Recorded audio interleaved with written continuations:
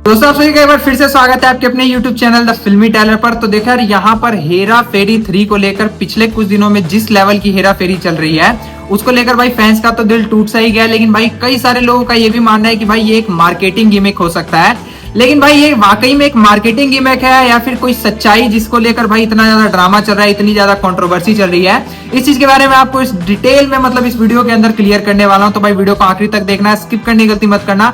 बाकी चैनल पर नए हो तो भाई एक सब्सक्राइब कर डालो अभी कभी, ताकि आप फ्यूचर में भी कभी ऐसे इंटरेस्टिंग वीडियोस को मिस ना करो।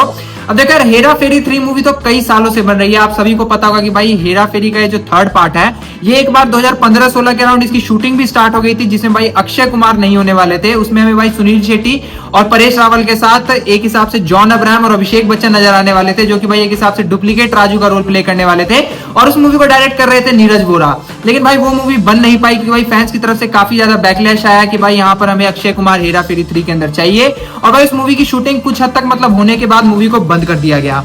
उसके बाद कई सालों तक इस मूवी को लेकर कोई बात नहीं हुई। लेकिन भाई अचानक से अभी से 2-3 साल पहले यानी कि 2022 के स्टार्टिंग में ये न्यूज आती है कि भाई हेरा फेरी 3 फाइनली बन रही है। लेकिन भाई वहां पर भी एक मतलब फिर से एक न्यूज सामने आती है जिसमें भाई कहा जाता है कि इस बार फिर से हमें अक्षय कुमार इसमें नजर नहीं आने वाले हैं और भाई अक्षय कुमार की जगह हमें कार्तिक आर्यन इस मूवी के अंदर नजर आने वाले हैं। अब देखो यार, उसी टाइम से ठीक आसपास मतलब कार्तिक आर्यन का जो मतलब एक हिसाब से रोल था वो भूल भुलैया 2 में भी कंफर्म किया गया था, जिसको लेकर भाई फैंस पूरी तरह से पागल हो गए कि भाई ऐसा कैसे हो सकता है।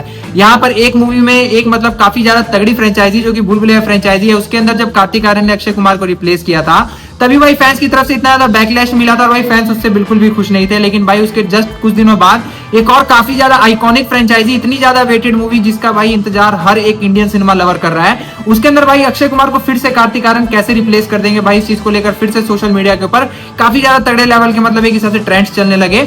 भाई फिर फाइनली कुछ दिनों बाद खबर आती है कि भाई कार्तिक आर्यन अब हेरा फेरी 3 में नहीं रहने वाले हैं, अब फिर से अक्षय कुमार की वापसी होगी इस फ्रेंचाइजी के अंदर। तो भाई इसको देखकर अब फैंस थोड़े बहुत खुश हो गए और भाई सारी चीजें सही चल रही थी। लेकिन तभी भाई डायरेक्टर का नाम सामने आता है कि भाई इस मूवी को legendary the OG Farhad Samji direct करने वाले हैं।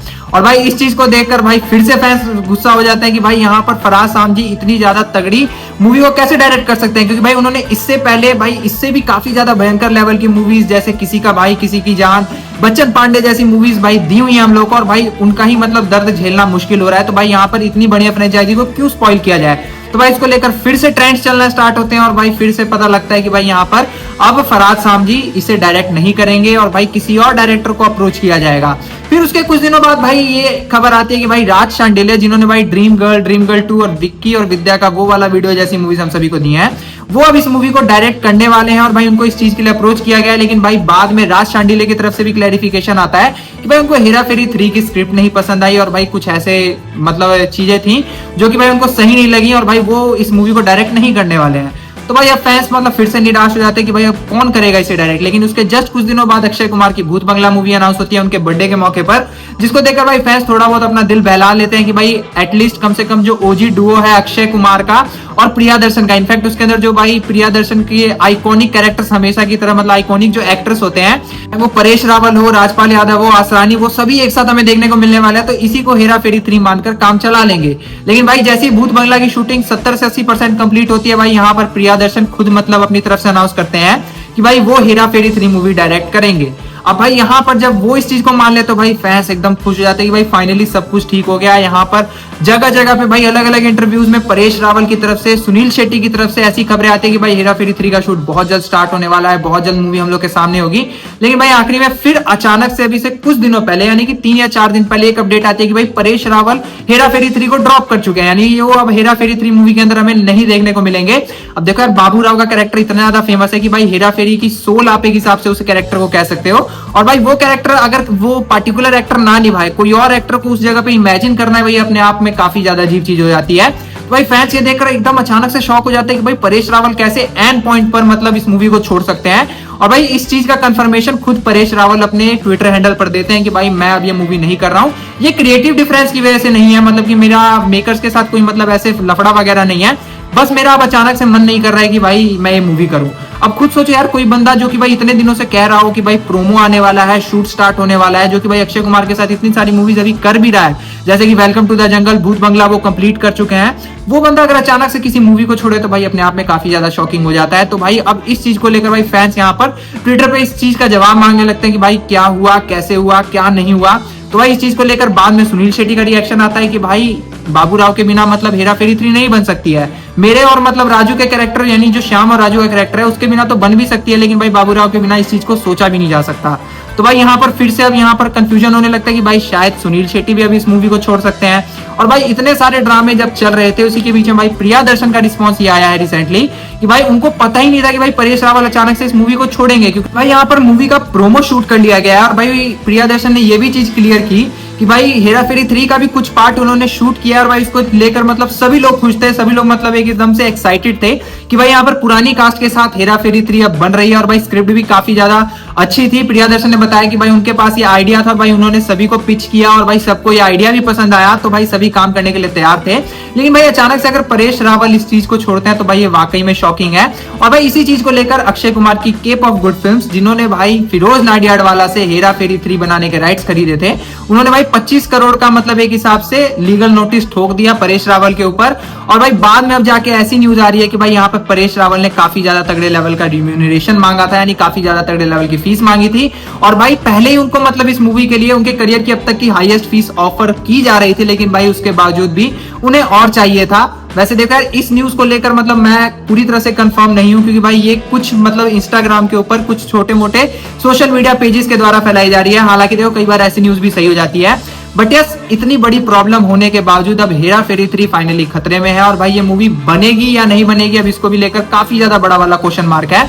तो भाई यहाँ पर प्रियादर्शन ने अक्षय कुमार को सपोर्ट करते हुए ये चीज कही है कि भाई अक्षय कुमार ने अपना मतलब एक हिसाब से मेहनत से कमाया हुआ पैसा, वो 25 दिन में डबल करने वाला पैसा नहीं, मतलब मेहनत से कमाया हुआ पैसा इस मूवी के राइट्स खरीदने में इन्वेस्ट किया है। तो भाई ये पूरी तरह से जायज है कि भाई वो परेश रावल के ऊपर केस ठोके, क्योंकि भाई यहाँ पर अगर कॉन्ट्रैक्ट साइन कर लिया गया है, एक्टर मतलब एकदम शुरू से ही तैयार था कि भाई उसको ये मूवी करनी है, तो भाई वो अगर एन मौके पर मूवी को छोड़ के जाए तो भाई उसकी वजह से सच में काफी ज्यादा लॉस होता है, चाहे वो मेकर्स के हो, चाहे भाई मूवी के परसेप्शन को लेकर मतलब एक हिसाब से पब्लिक के दिमाग में मतलब थोड़ी एक खराब इमेज बन जाती है।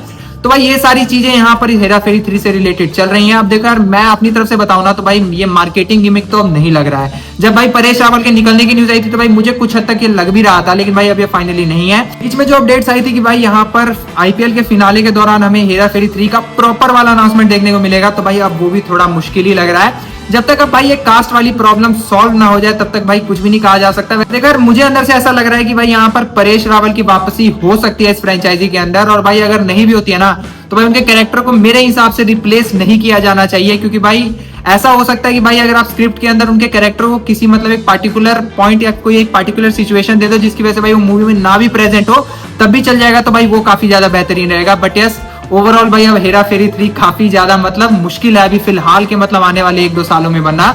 तो भाई बाकी कॉमेडी मूवी से ही हमें काम चलाना पड़ेगा। प्रियादर्शन ने ये चीज भी अपने इंटरव्यू में मतलब कंफर्म की कि भाई यहाँ पर वो अक्षय कुमार के साथ भूत बंगला मूवी कंप्लीट कर चुके हैं, मूवी पोस्ट प्रोडक्शन में जा चुकी है। वो अब अपनी अगली मूवी अक्षय कुमार के साथ ही और सैफ अली खान के साथ जो मतलब कर रहे हैं, जो कि एक थ्रिलर मूवी रहने वाली है जिसके अंदर भाई अक्षय कुमार हमें विलन के रोल में नजर आएंगे। अब वो उसे स्टार्ट करने वाले हैं कुछ ही महीनों के अंदर। तो भाई उनके लिए भी वही दोनों प्रोजेक्ट्स हैं। हेरा फेरी 3 वो सिर्फ अक्षय कुमार के कहने पर मतलब डायरेक्ट करने के लिए माने थे, जिसको लेकर भाई फैंस भी काफी ज्यादा खुश थे। लेकिन भाई अब अगर वो मूवी नहीं बन रही है तो भाई आगे का फ्यूचर अभी कंफर्म नहीं है कि भाई हमें कौन सी कॉमेडी मूवी देखने को मिलेगी और कौन सी नहीं देखने को मिलेगी, क्या हमें वापस से हेरा फेरी 3 देखने को मिलेगी भी या नहीं। तो भाई ये सारी चीजें जैसी अब अगली अपडेट आएगी मैं आप सभी के साथ जरूर साझा करूंगा। तो भाई आज की वीडियो यहीं पर खत्म करता हूँ। हेरा फेरी 3 को लेकर सारे लफड़े मैंने आपको इस वीडियो में बता दिए और भाई कहां तक क्या पहुंच चुका है वो भी क्लियर कर दिया। वीडियो अच्छी लगी हो तो भाई लाइक कमेंट शेयर करना मत भूलना। बहुत जल्द मिलूंगा एक और ऐसी काफी ज्यादा इंटरेस्टिंग वीडियो के साथ यहीं पर, तब तक के लिए बाय।